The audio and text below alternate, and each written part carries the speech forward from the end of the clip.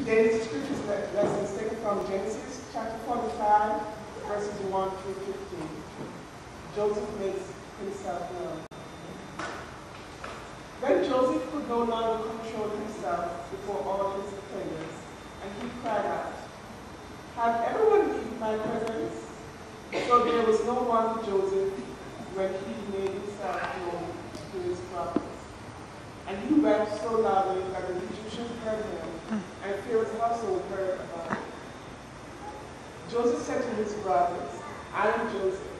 Is my father still living?" But his brothers were not able to answer him, because they were terrified at his presence. Then Joseph said to his brothers, "Come close to me." When they had done so, he said, "I am your brother Joseph, the one you sold into Egypt. And now, do not be distressed, and do not be angry with yourself for sending me here, because it was to save lives that God sent me ahead of you. For 2 years now, there has been famine in the land, and for the next 5 years, there will be no plowing and reaping. But God sent me ahead of you to preserve for you a remnant of earth, and to save your lives by a great deliverance.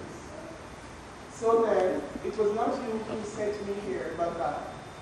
He made me father to Pharaoh, lord of his entire household and ruler of all Egypt.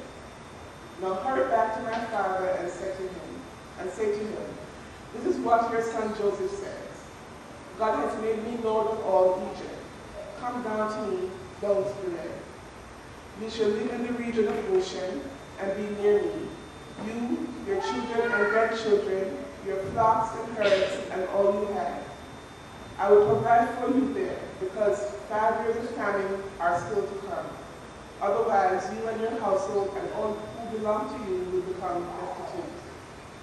You can see for yourselves, and so can my brother Benjamin, that it is really I who am speaking to you.